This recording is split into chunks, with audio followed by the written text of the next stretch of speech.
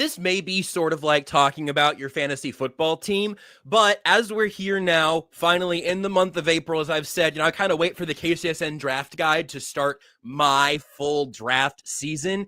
Well, this year I'm doing a little bit extra. Of course, the KCSN draft guide is out right now. It is majestic, it is spectacular, and it is available for you. But I've been using that while also becoming the new general manager of the Arizona Cardinals over in the KCSN Discord member mock draft that we're doing right now. Hey. We're near the end of round 2, and fellas, I'm doing something I haven't done before and that I don't often advocate for. I'm moving on up. I've already found myself a top tier edge rusher, needed that coming into the draft. Found myself a wide receiver in my original pick coming around in round 2. But I've been negotiating up until these first moments of today's show here, negotiating with Dolphins general manager Seamus. And I have acquired the number 63 overall pick. And Seth, I'm gonna announce my pick here now as a hat tip to the KCSN mocks. I am on the clock right this second. As we speak, I am on the clock. I'm going to announce the pick, and then Seth, you just tell me everything you know about this player who I have selected, okay? With the 63rd pick in the 2025 KCSN mock draft, the Arizona Cardinals select Marcus Bow, offensive lineman, Purdue. Well, what I can tell you for certain about Marcus Bow is that he's either very cordial when he meets royalty or he's some kind of Asian food. What if I told you it was actually pronounced Bo, which it is, but spelled M-W, M-B-O-W. You think that Mabo, that's not correct. It's pronounced Bo, but with an M. Does that count for alliteration? Does that boost his stock? That's why I drafted him. Oh, absolutely. Anytime you've got a silent letter anywhere, that's basically someone you have to take. He's had a hard life, probably had to really, surpass a lot of obstacles growing up, so probably became a real scrapper, understanding that he had to fight his way through everything based on the silent M. I'm assuming his parents aren't very bright, so they probably got made fun of a lot too. So, yeah, had to grow up fighting. It's going to be dirty in the trenches. Real gym rat from the sounds of it. Did he Nate, what can you tell you about the offensive line factory that is the Purdue Boilermakers? Oh, he's an offensive lineman?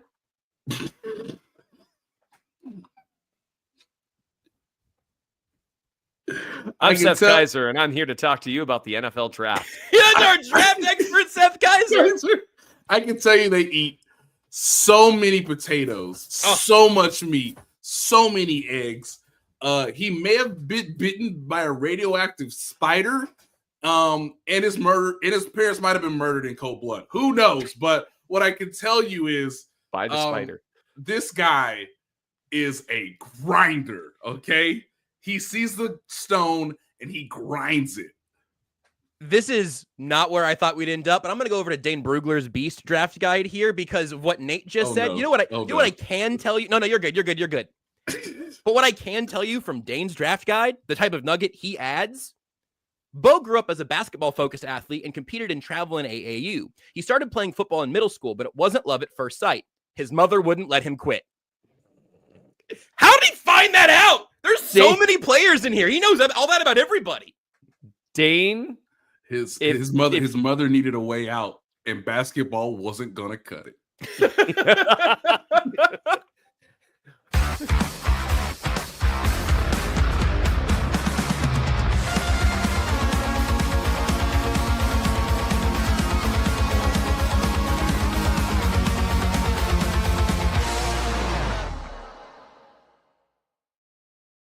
I'm rebuilding a team you don't care about over there in Fake World on the KCSN Discord. But today we're going to talk about the team you do care about the building process of and where the draft is leading us to right now. I'm Joshua Brisco, back in full strength. Seth Keysor, Nate Taylor, gang is all here. Fellas, outside of breaking down my fictional picks for the team that I'm not actually in charge of, how you doing? I'm doing great. I have noticed here on the mothership that we might need an extra server or two because I too have been looking at the Beast for, I don't know, the last 36 hours since we released it. And sometimes when I click on a prospect, the website kind of goes, "Hey, bro, you going too fast." It's a lot of data we got up here. It is wild to know that there's not 300 picks in the NFL draft. Yeah. So Dane's like, what if I give you 400 player profiles with nuggets such as like, hey, mom says we can't go back. Now, could we have told mom that, hey, man, NBA contracts are guaranteed on signing and football contracts are not? I don't know a single thing about this family, but this is the beauty of draft season is now anything is possible, anything's in play. And I'm not here to tamper anybody's enthusiasm about why their team is gonna go from worst to first, or if in the Chiefs' case, not gonna lose a game next season based on the selection of young men in their early 20s who I'm sure are gonna be pristine professionals upon entry into the NFL. That's the fun thing about the NFL draft. None of the picks ever backfire. None of them ever fail. Nobody ever doesn't work out. It's a sure thing. That's what we like about it. Yeah. I don't know a lot about the draft, but I do know that what you just said is absolutely true. On a side note, working from home, it's not the worst. You enjoying it? Getting your first little taste over there? It's not terrible. Is this day one, day two? How many work from home days in are we here? Today is day one of work from home partially. Right, hybrid situation up there. It was a hybrid situation. Tomorrow will be hybrid. Congratulations for having your eyes still open because the couch hasn't called you for a meeting. That has been a question, but fortunately right now, Kiko, our dog, are not pregnant dog. You're currently at this moment not pregnant but capable of becoming pregnant dog. Yes. Clearly out in the streets, dog. She quickly discovered that I'm home. And so she's like been wandering back here and been like, dude, this is awesome. Let's hang out. And I'm like, I really can't though, because I'm working. And she's like, I don't know what you just said, but let's go hang out. And like it's kind of a lot, honestly, like when Jazz, like the rare occasions Jazz actually wants attention from me. It's the same thing. It's like, hey, come pay attention to me. It's like, well, sorry, sweetheart, I'm working right now. I gotta do this. She's like, yeah, I wasn't listening, but let's go hang out. Like you look like you feel like buying me something pretty or something to eat. And I'm like, I do feel like that. You're very intuitive, but I can't. And she's like, I'm sorry, I blacked out again. I don't know what you're saying. Let's go. Seth, comparing your wife and your dog 1-to-1 has been working out well for you over the years? You know what? Oddly enough, it has. She's just glad I stopped comparing her to you. And so, that's better? Damn it! Well, at least Kiko's a girl, Yeah, well, I'm going to leave the next 3 jokes unsaid. Let everybody in the chat, listening at home, fill in your own joke here. I'm going to be quiet for 5 seconds. You say your own joke you want to fill the space, and then we'll move on. Ready? Okay, and say your joke. What a great one. Nate, yesterday the Chiefs had some press conferences and I want Seth to stay married. So we're going to talk about those. I don't know if you were surprised by the rundown there, Mr. Taylor, but we can start with 2 players we've talked about quite a bit who spoke yesterday.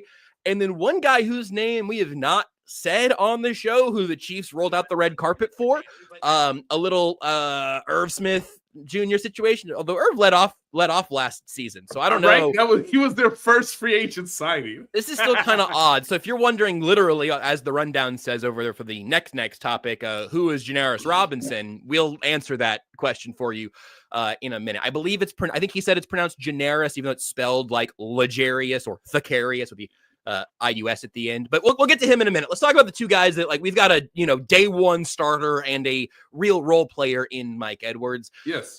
A couple more little pressers there yesterday, Nate. Let's start with Omenihu. I thought he was the most interesting by a mile. Yes. What jumped out to you from his press conference? Yeah, I mean it's not every day that because I think if my memory is correct, it was me and Pete Sweeney who asked him, much about what the last, I guess you could say, about the last month or so, because free agency technically started on March 10th, even though obviously, you can agree to things before then, obviously. With everything that's gone on, it was nice to hear Charles explain exactly what he was living through and what he was experiencing. As I've told the audience before, when he was still unsigned as to why that was. And he acknowledged it. And I thought the best thing that he said was trying to take his ego out of it, which is very hard to do when you believe you're a talented player. You've helped the team go to the Super Bowl 2 straight years. Injury, the injury to the ACL is really the only hiccup, since he became a very capable player in Steve Spagnuolo's system. But now, you have to be willing to make a good football decision, which he understands is, staying with the team that he's been employed with for the last 2 years and making sure that he doesn't have another significant injury. He doesn't have anything, that's not football related that can, impede him on his professional journey. Because obviously he started the 2023 season, suspended for 6 games for violating the league's personal conduct policy in a domestic dispute. So he revealed a lot of what he felt. You could tell that he wasn't thrilled with the process. But also, this is probably him trying to return to his peak form, still being relatively in the prime of his career, and trying to actually maximize his value over the course of a full season. So, he's the most interesting guy out of the group. But also, I know you mentioned this before, Seth, the idea of what Tershawn Wharton just did, in his last year on a 1-year deal with the Chiefs. There is a precedent and a template for Charles Omenihu to sort of follow.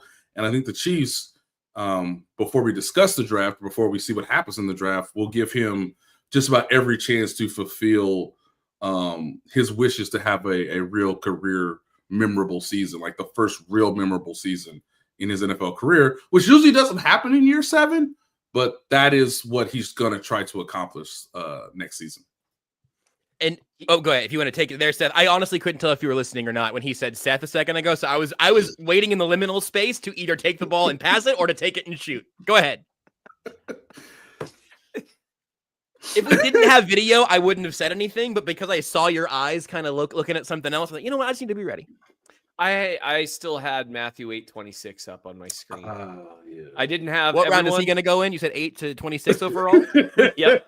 I didn't have enough faith in Nate before the pod started, everyone, and I will never. Come on! I will. Similar to Peter, never make that mistake again, ever. Won't happen. As long as Brett Veach doesn't draft the running back in the first round again. That's the mistake I'm worried worried about that, right? You sure? I mean, quit denying Brett Veach's name 3 times, Josh. I've only done it twice. Just listening for that rooster. So the thing with Omenihu, you're right. There's a precedent for what happened with Tershawn Wharton. The difference between Omenihu and Tershawn Wharton is Omenihu has multiple seasons, albeit shorter seasons, and then the year before that in San Francisco, a part-time season of higher level play than anything Wharton showed before last year.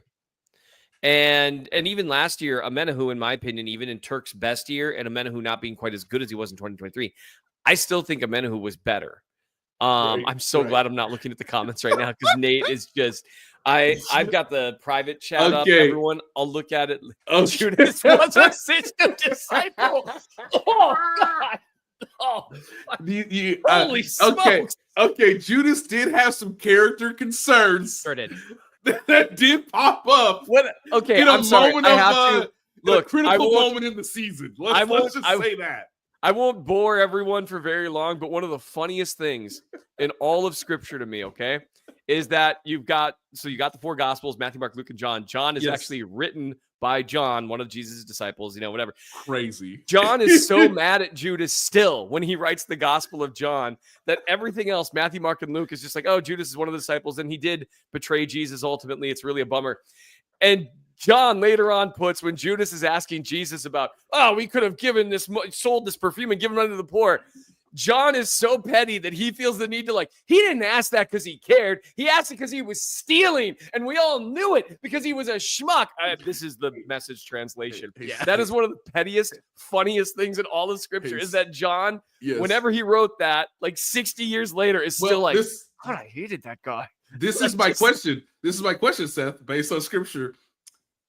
Inform the audience when and where he might have been writing these verses. Well, he may or may not have been in exile, and it might have been he had a lot of time to ruminate. Okay, he was just, you know, in Happy Gilmore, where after he gets beat up by Bob Barker, and he's like, I hate that Bob Barker. You just picture John sitting there, inspired word of God, I'm writing this out, and this, I hate that Judas Iscariot, and he just throws a little something extra in there. Anyway, I'm so sorry. In a cave somewhere, heated. I tell you, heated. He's so mad. It's like, yeah, man, these Romans are doing something mean to me, but honestly, Judas, 2,000 years they're gonna hate you, dude. Look, now, Paul, I gotta say, ascending prospect. Just an ascending. Also, prospect. character concerns. Yeah, but worked out better. Yes, was able to overcome some of the earlier years. Correct. Rachel in the chat says Judas fell in the draft a bit before being picked up by the Steelers. But Tomlin can fix him. It's such a good comp because they got a lot of production out of Judas on that rookie contract before things went terribly. But then all of a sudden, there's a little more silver got involved, and all of a sudden, listen, guys, if there's anything that we know, both from the teachings of Jesus Christ and Bill Belichick, you'd rather be a year early than a year late. That's right. Yeah, Judas would have been gone 2 years before he had any chance to betray Jesus. If Bill Belichick was in charge, look, man, I mean, Jesus is what, 2,000 years behind schedule now? You make one bad cap move like that. Look. So if let's say Jesus is the quarterback, right? What position is Judas playing on the offense? He's 100% wide receiver. Absolutely. He's Kadarius Toney. He's Kadarius Toney. He's lining up offsides. Yeah, he's lining up offsides. It's just terrible. And 100%, by the way, tight end is Peter. There's no doubt the one guy that's like, I think I want to sit at your right hand, though. The guy that's like, they're coming for us, Jesus. I'm going to grab a knife and cut a dude's ear off. And Jesus is like, dude, what are you doing? Right. That's Travis Kelce throwing the flag back at the ref. Yeah, we're going to get to the bottom of this. John also, you know what? Pat brings up in the chat. Peter, YOLO Judas is slow. Crazy. Didn't run a good 40. John outran him to the tomb. But yes. This is such a niche. I love our audience, by the way. I love our audience. Listen, it might be niche, but it is unanimous in the comment section so far. This is the first. Nate got more bleep for asking, just making a little conversation on a youth soccer team than we're currently getting with a chat that is completely on board with this. Yeah. Guys, I literally now, this is how long I've been talking into various microphones. It has literally probably been close to 10 years since the first almost entirely sports Bible League draft. I have been here. I've been in this space. I need an archangel, by the way. That's my, I don't know where you're going to put him, but you give me, if you get to bring sort of supernatural entities into the mix, it really changes the math. It really does. Oh, man, we're going to have to go into that someday. We'll do a list, the top 5 funniest moments in the Bible, because that one is right up there. He didn't ask that because he cared about the poor. He asked that because he was stealing from the money bank. And it's just so petty. And it's just, I do get why he was mad. That was pretty bad what Judas did. This is the thing that I was surprised by, Seth. You had a lot of controversial takes. Yeah. Charles Omenihu's not good. The military's not good. Judas is good. So if we're walking into Jerusalem, that's obviously Super Bowl. That's Super Bowl week, basically. And then Jesus is like, look, man, boys, I don't think we're going to have it this week. I really don't think we're going to have it. Guys, I've got a bad feeling about this. I don't feel the energy in the room. What's really sad now that I think about it, they could have played with 11. Didn't even need Judas. Yeah, right. Well, Oh, man. Well, they replaced him with Steve, but you know what? Nope, I'm bailing out of the joke I was about to make. It was bad. That's good. I know that everyone knows what the joke was. So, Steven, who famously kind of did one thing or had one thing happen to him. No, they passed on him because he was always getting stoned. There you go. Yeah, Yeah, it's good. It's a good. Hey, Seth. Seth, it's been 2,000 years. It's a good joke. Sorry, I don't know what to tell you. I suppose I did move away from being blasphemous, so I feel pretty good about that. This is great from Steven. Bartholomew was an offensive guard because he didn't say a single word. He's just hanging out watching everyone else talk. Like, guys, maybe we should just listen to Jesus every now and then. Right. Like, why are you guys always talking? Like, let Jesus talk every now and then. No wonder he's always going off on his own. He wants you guys to shut up. John the Baptist, OC, Seamus, great call. That's good. Yeah, but with John the Baptist, the problem with him, he was always losing his head in crucial situations, and you just can't. I got a million of these. We're so squarely in the humor of all three of us. We could do this for 6 hours, everyone. I knew exactly where you were going, and I was like, that is one way to no longer be on the team. Yep, that's one way. What do you think about this one, Seth? We could do this for 6 hours, but we're not Catholic, so we won't. Oh, yes! Well, and I don't have it in me to stand up and sit down that many times. So that makes it. We're winded. We don't have the ACLs for that. Yep. Yes. So I do want to say, just everybody go ahead and pick the funniest religion, or ideally the funniest denomination of a religion. We'll just all fire off a few of those. It's easily Christianity and Baptists. Well, so I could just throw that out there. Well, I mean, it's easily that. Kyle says, the up down, just like your burpees, your up downs on the practice field. You just that is a Catholic exercise, I think. Based on the locker room, we need to understand where Matthew fits into this, because look, you got to make sure that there's a right chemistry going on. I know Peter's got a little star in him. He's got a lot of star diva in Peter. And so you need Matthew to just hold it down for a little bit. That's all. That's all we're asking. Matthew's the numbers guy. He really understands the analytics of all of it. He's going to get you through that. He's the analytics department. The problem is he did betray his people to become a tax collector for Rome. So, you can't really trust him. Typical analytics guy, can't see past the numbers, doesn't see the people. Jesus hated him. He's flipping he flipped the analytics tables. Yeah, I don't know. It's been a little bit since I've gotten in there. I guess he didn't like the spreadsheets. Was that what was happening there? He was flipping tables. Well, it was the percentages that were off, as we all know. He found out that the Chiefs were only going to play on his birthday, and he just got so mad. Just was like, I just want to hang out with my family and eat some ham. Well, he probably didn't say he wanted to eat some ham. Probably not ham, right, Seth? So look. It was a bad presser day. We can acknowledge it. It's been 23 minutes. People have been here for 20 minutes, or they're already gone. Listen, I listened to every second of those. Nate was there for them. There was not a lot. The most interesting thing is what Nate already said about a minute ago. Look, 13-second game. Oh, hold on. Sorry, Stephen Holman. Matthew was the tax collector. He's a safety. He knows when the rent was due. Nice. I mean, it's just simply correct. That was a great dismount. Simply accurate. Where would you rather be? The 13-second game? Or he's Tyrann Matthew. Or a couple fishes, couple loaves of bread. I'm just saying, what was the better miracle? You know what I'd love, Nate? I'd love if damn Clark Hunt could go ahead and take his $250 million and spread it out an entire football team and expand the cash budget. That's the miracle I'd like to see. Well, he needs to be saved first. I think the loaves and fishes are definitely, that's the Eagles' miracle. They just keep finding more and more to give and to give and to give, and they have completely subverted the cap. Everyone else is getting mad. They got to be cheating. This is the Pharisees or the rest of the NFL off to the side. Yes. He's got to be doing something wrong. We're going to figure out a way to ban him from all this. How did he turn blood into wine? This is not right. That whole thing. Yeah. Can you imagine? Oh, can you Sunk imagine? The Gatorade cooler. It's wine. Jesus, come on. Come on. He's been sober 3 years, Jesus. What are we doing? Coach gets dunked. Somebody on the sideline goes, Jesus Christ. You can't keep doing that. Jesus is like, yeah, I know. I'm sorry. So look, here's what we learned yesterday. How about that little maneuver, Seth? Couldn't even get mad at that one because I did it in context. That's right, baby. Look, Mike Edwards, just a great hang. God, what a great hang. I love Mike Edwards. Mike Edwards, great dude. Just a great dude. Knows his role. gonna play hard, gonna get the boys right, be a leader. Obviously got championship experience. I don't know what Buffalo was doing last year. He had some injuries. Great dude. Great dude. All Nate, for it. Nate. One problem here. I'm sorry, what? One problem is that last year he was behind Lazarus on the depth chart.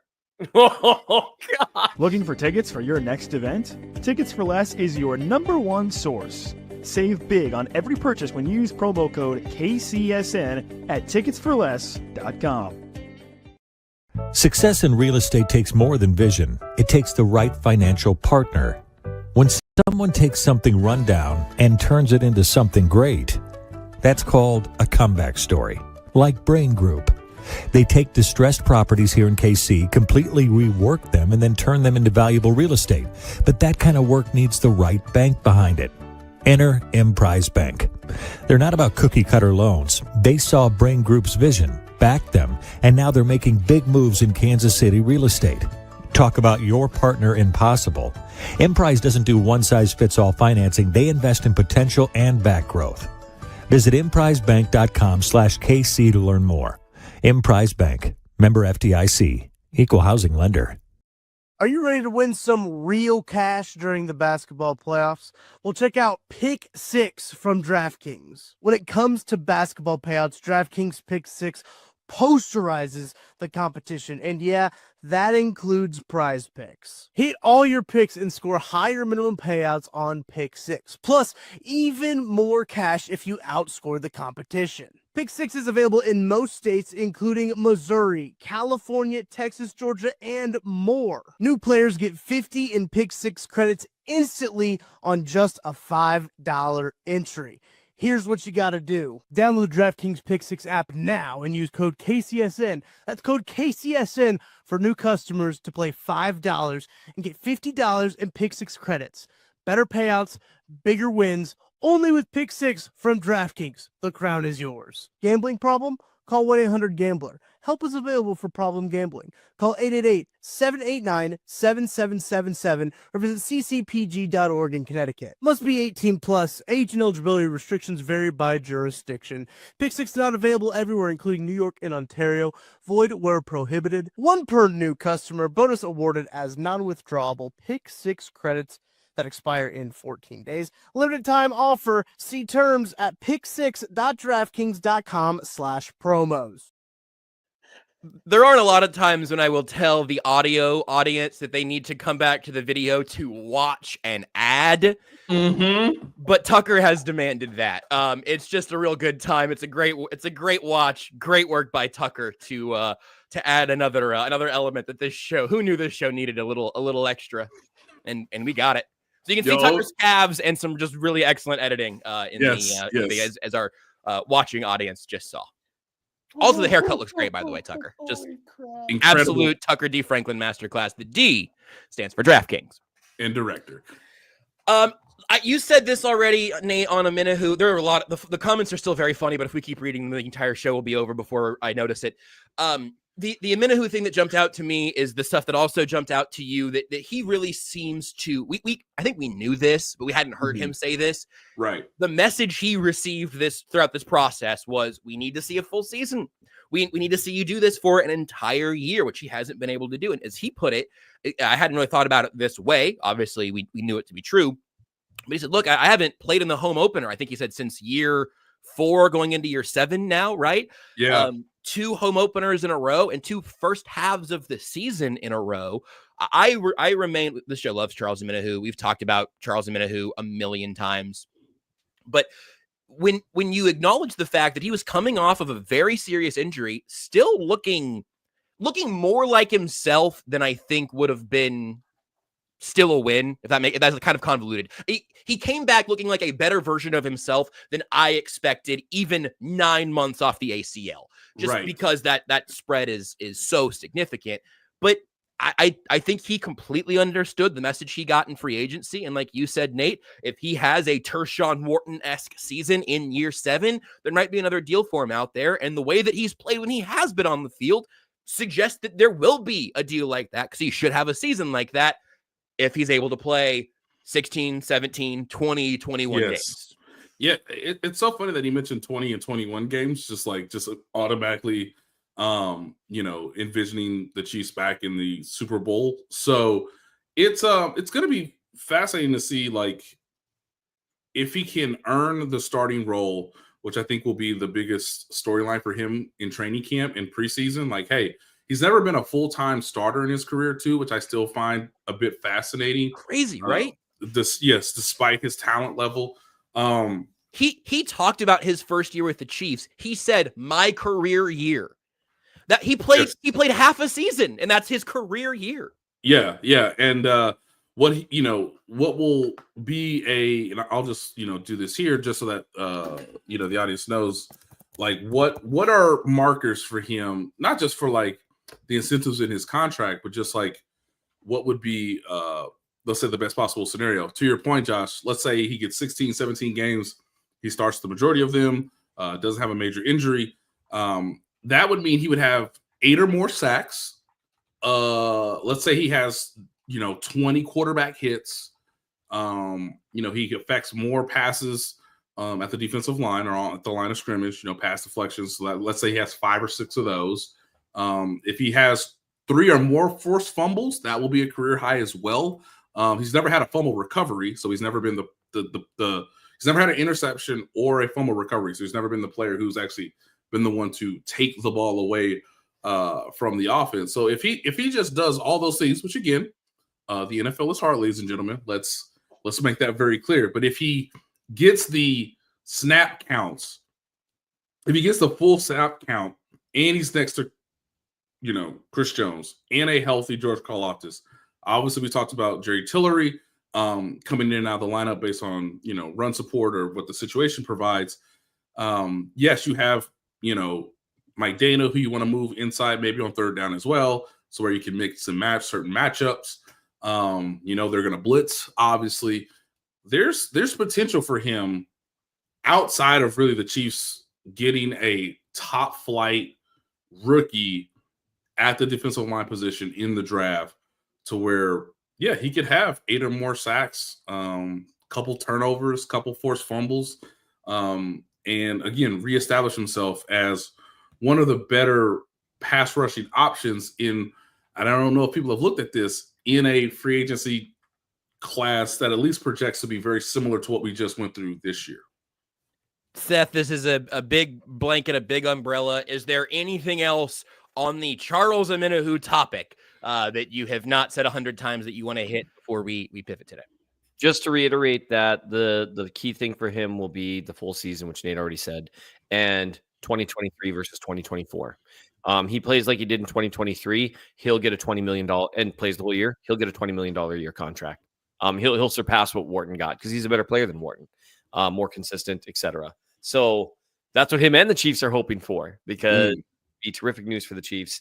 Can we let that bit run its course in 2025? Which one? Sure. And like, can't we find a new person that we claim that actually, can we just not claim that I hate anyone? I'm sorry. I could find somebody. I got a few. I got several that jumped to mind right away. I said the wrong thing first, and that's on me. But that really is all it is with Omenihu.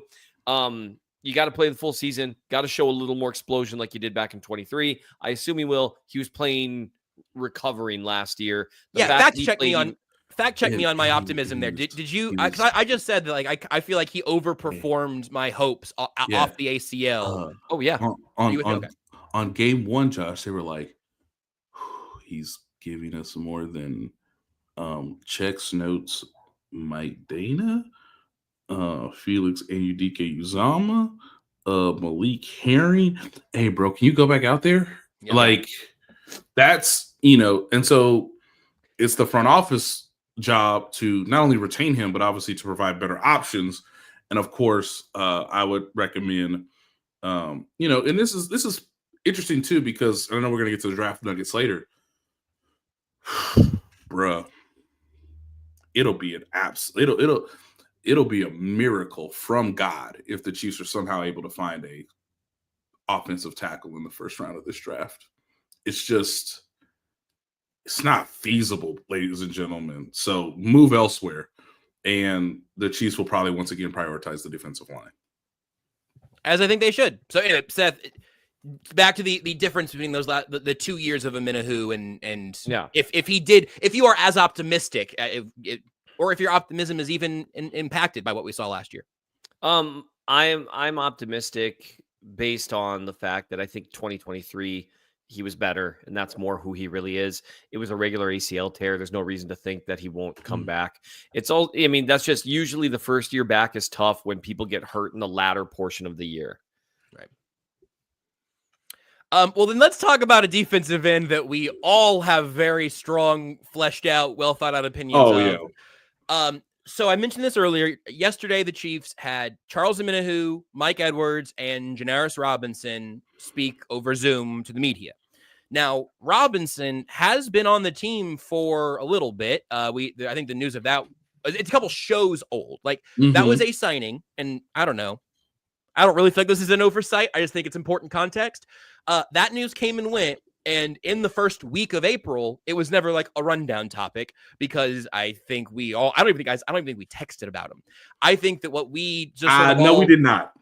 I think what we assumed was, all right, that's one of the kind of camp body, see what happens kind of guys you throw in the mix, and maybe he takes a spot from Malik Herring, and maybe that's a roster spot, maybe that's a practice squad spot, but I don't know. It's just one of those guys. And then he was on the list for the Chiefs rundown yesterday. I'm going to give you the simplest comp is one that's like, wait a second, was he there at the same time in the same draft and the same picks?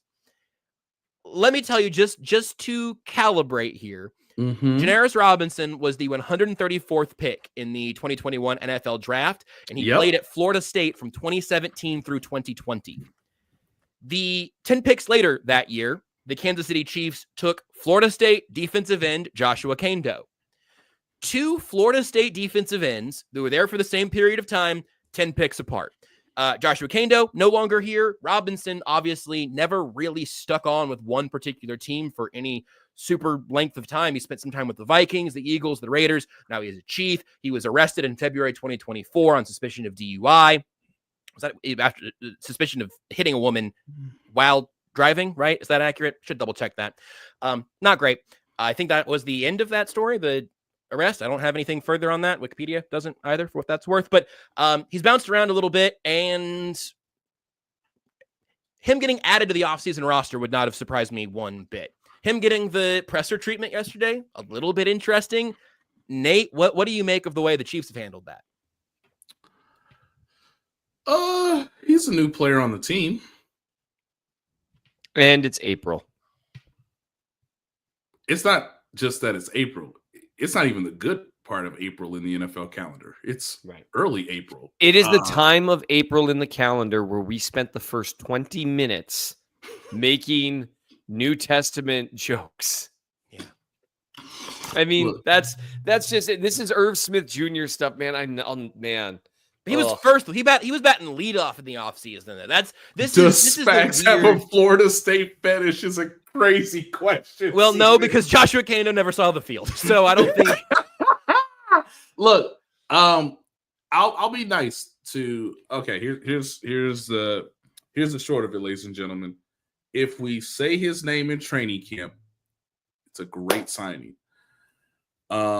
He does have some value because they're going to kick the tires on as many defensive ends as they can because they don't have that many quality defensive ends, which is why it was so important and why we discussed for weeks about Charles Omenihu. He'll be healthy. He won't have anything that will burden him. So yeah, let's certainly let's not see. People while he's driving because he'll just. I'm sorry, I need. If we say his name in camp, will it be more than Josh Uche? Josh Uche has actual years on tape, ladies and gentlemen. That's what I'm saying, man. Like, look, and this is the reason. This isn't even just to be a wet blanket, and I wish him all the best. But what the Chiefs did, if you just aren't a Chiefs fan, is another team just signed Joshua Brisco. Yeah, that's what this is. Yes. A team just signed Josh Kando to their offseason roster in April, and then for some reason, the Panthers had him talk. I don't know why, but they did. Like that. I think that's basically the extent of where we're at. If we talk about him again, it's a good signing. That seems fair. Yeah. Well, from one easy, fun conversation to another, this is maybe, Seth forgot we were doing this. Honestly, I forgot we were doing this until I saw on the rundown right as the show was starting. Hey, TMZ, I don't need no more updates, y'all. Nope, this could be the last one. My hope is this is the last one. And Shut it down. I'm going to read from TMZ. We will hope that this is something resembling the last. I mean, I guess everyone would be hoping this is the last update on this particular story. Yeah. Let me just read. I'm going to read for a second. I'm also going to directly read from TMZ.com, which is one of my bottom 5 favorite things to read.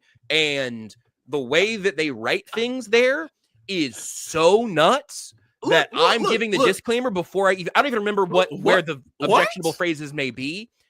You don't like salacious jibber jabber? No. Sometimes they don't put commas or periods anywhere, but I'll click it. Yeah, I hate it, but they have the information first. And so I'm going to hate it while reading from it. So TMZ Sports, Xavier Worthy, ex-fiance, drop legal cases against each other after reaching agreement. Xavier Worthy and his ex-fiancée Tia Jones are dropping their legal cases against one another after reaching an agreement on Tuesday. TMZ Sports has learned, as part of the deal the two struck, the Kansas City Chiefs star is rescinding his application for a protective order as well as the lawsuit he filed against Jones late last month. In exchange, Jones is also pulling back her application for the permanent protective order she had been seeking against Worthy. I regret any misunderstandings or conflicts that arose during my relationship with my ex-fiancée, Worthy said in a statement. I also acknowledge that my legal representatives may have made public statements about my ex-fiancée that were intended to protect me, but were misstated. Jones's attorney added... What do you mean by that? Good question. Jones's attorney added, quote... Not in the story either! Jones's attorney added, quote, this matter has now been settled. Yeah, now there are a lot of really good journalistic follow-up questions that would be important in this story. There would be a lot of great copy editing that would be in the story. I would suggest not describing alleged domestic violence as roughing up if I was a journalistic outlet. That was the one that hit my radar earlier.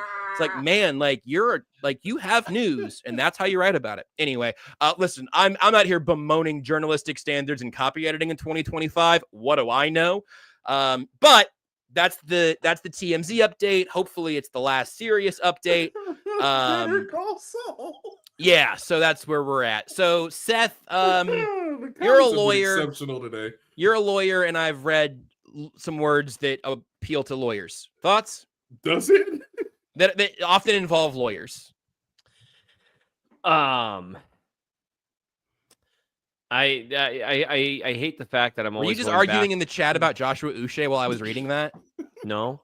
No. Yes. I see a comment from Seth Keysor that says Uche has more sacks in one game than Robinson has his whole career, which is definitely true. I can't believe you were arguing about Joshua Uche while I was reading. It's just like people are like, Robinson's very different. It's like, true. Sure. So, and who knows, man, I hope Robinson does awesome. Anyway, so here's what I would just say, and I hate that I always go back to this because it's always the same Taylor Swift song.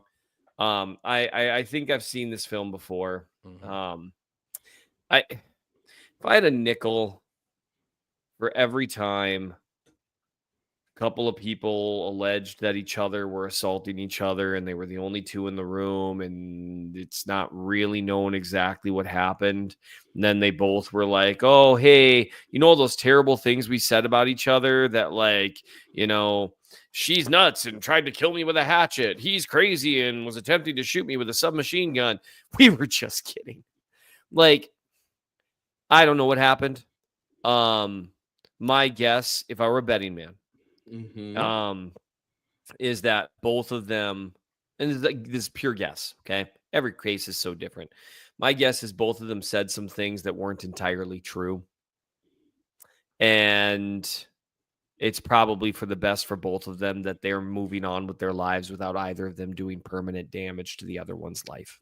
Correct. Yeah. And would that more often domestic situations, without knowing exactly what happened, would that more often domestic situations ended with no permanent damage to either person, whether it's financially, personally, emotionally, physically, etc. So for me, I would be shocked now at this point, relevant to Chiefs fans. I would be shocked if the NFL did anything at this point. Like that would be incredibly surprising to me. I think they would have to find out something that like law enforcement didn't learn or someone else didn't learn. And I'm going to show you exactly how hard the NFL is looking for that information right now. Now, I am more likely for our auditory audience right now, I'm looking at my dear friend Seth Keysor. He's looking around very hard. You can see he's really looking, except for he does have his left hand clasped over both of his eyes. My eyes are also shut, just to be sure. Good. I couldn't tell, but I believe that. And so if the NFL wanted to speed up the legal process to discipline a Kansas City Chiefs wide receiver, I have another one I would suggest getting to first. NFL, could you just do something? Like, I'm waiting for Roger Goodell to make a statement being like, so justice in Texas is a little slow, huh? Like, just, I mean, the whole thing is ridiculous with that. But be that as it may, by the way, it's not unusual for a case as relatively convoluted as Rashee Rice's to take as long as this one is taking. Right. I think not unusual at all. You pretty much said this in as many words, but I think, just correct me if I'm wrong, I think the takeaway here on the Worthy details to this point is that an ending like this is pretty common in your experience, right? Actually, an ending like this is pretty common. And it's also about the best case scenario you're going to get, where it looks like both people made some mistakes. Right. And maybe we can view it that way and allow ourselves the privilege of giving the benefit of a doubt that this was an issue of making a few mistakes and then describing the other person's mistakes with a bullhorn while describing all of yours in a whisper. How's that? So now we can all blissfully hope, but I will say one thing for Xavier Worthy, what he needs to understand is that benefit of a doubt that should exist for all of us. It's not going to exist for him anymore. Like, for example, if in the future it were reported that he, got into a verbal altercation with like a wife or an ex-wife while, over custody issues, and law enforcement got called and no one really got charged with anything, he wouldn't get the benefit of a doubt that maybe nothing occurred and he did nothing wrong. Man, that's crazy, Seth, because I almost jumped in to finish the bit for you and said if he allegedly punched a photographer. Seth was just alluding to the latest Tyreek Hill call report, all of that, which isn't on our team that we cover anymore. We don't have to worry about it right now. But I thought you were going to just do the Rashee Rice, because that happened with Rashee Rice too. It was like your next thing becomes there is a multiplicative factor of all of that, and certainly the Tyreek Hill thing is all sort of domestic adjacent, I guess. I'm certainly not a lawyer, but domestic adjacent is a great way of framing that. It's like, look, this is like the 6th time I've heard something about you having some kind of altercation. At a certain point, the problem is you. At a certain, you know what? That's okay. He's not on the team anymore. It's okay. Save that for when the Chiefs trade for him in 2 years. Oh, then we'll have a reason to go through all of that. Hey, look, this show's had some ups and downs, but I'm going to tell you about a good, cool thing you can go get involved in. You get signed up for right now. This is the energy we want to send you into the weekend with, and you can get involved with a great cause over there at Hope Faith. HopeFaith.org/events is the URL to get you to all the stuff I'm about to tell you about right now. Okay, HopeFaith.org/events, or there's a link in the description, because registration is officially open for the Hope Faith 2025 Disc Golf Tournament on June 14th. You can sign up your team of 4 for $100, all proceeds benefiting Hope Faith programs and services. Including in your registration, you get a lunch, refreshments, a disc, a morning of friendly competition, raffles, and prizes.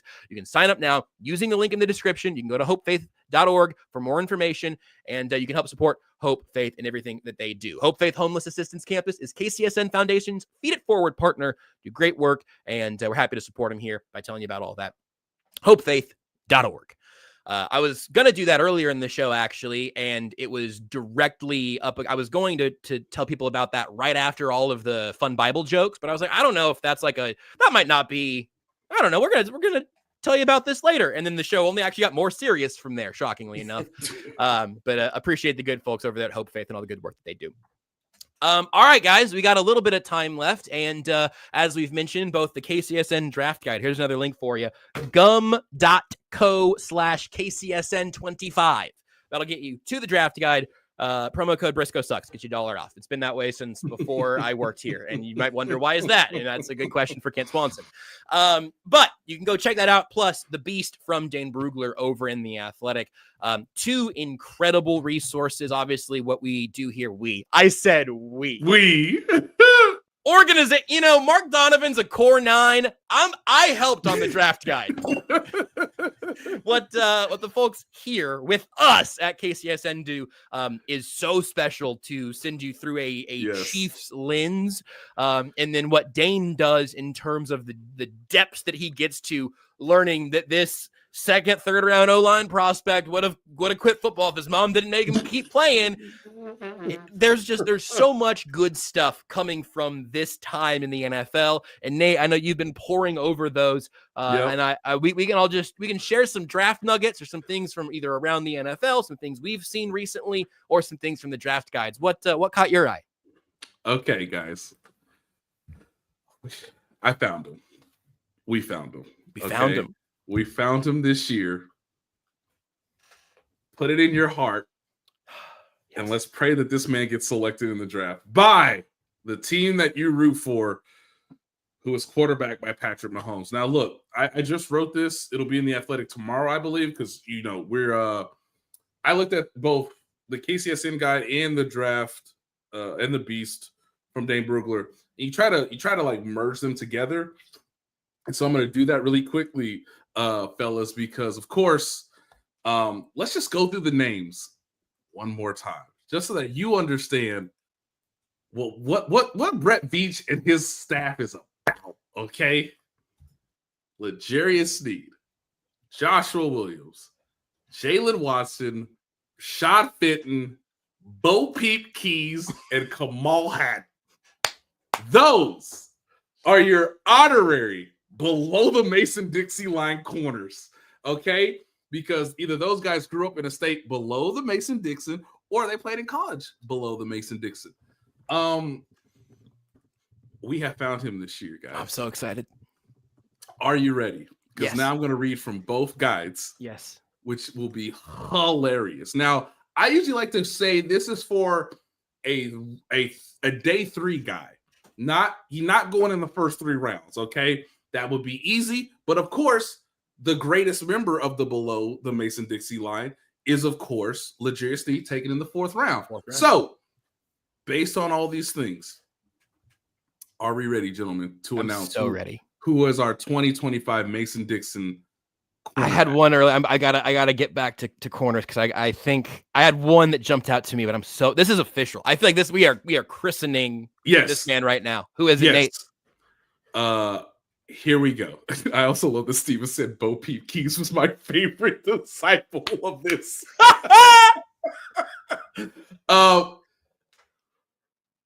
Now, in the KCSN draft guide, he is projected to go in the 6th round, 6th round grade. Mm-hmm. Jason Marshall Jr. Oh, okay. Okay. From Tell me about him. From Miami, Florida, and played at the University of Florida. He's also 23 years old. Come on, guys. Come on. He's going to bloom. He hasn't bloomed yet. He's going to bloom. He's going to bloom, baby. He a late bloomer from the South. Now, based on Dane's research, and again, this is where it gets so freaking funny, okay? Because the beautiful thing about this is, can this guy play in Spag's system, right? Can he be someone that you're like, okay, well, is Jason Marshall gonna make it work, okay? Now, if the Chiefs come calling. Now, ladies and gentlemen, he pretty tall. He's 6 foot, okay? So he checks that box. All right. So he's tall, a little lanky. Hey, guess what? Dane Brugler tells me he ran a 4.9 at the combine, okay? All right. Now we're on to something. Now, he is cornerback 28 from Dane Brugler. Crazy to say. He's just the 28th best cornerback. But Dave Merritt can make it work, all right?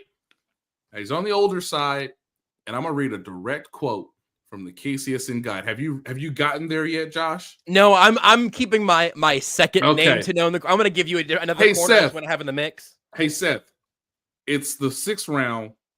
I don't even know if the Chiefs have a 6th round pick. Whatever. It's the 7th round. We're going to take our shot, just like we did with Isaiah Pacheco, just like we did with Najee Johnson, who's still, by the way, on the roster. Making more money than you think. Mm-hmm. Here you go, Seth. Quote, and this is in the weaknesses category of the KCSN draft guide of Jason Marshall Jr. Weakness. His ball skills are not ideal. Oh, Chief. I got my Spag shirt over there. Do you want it? You want it?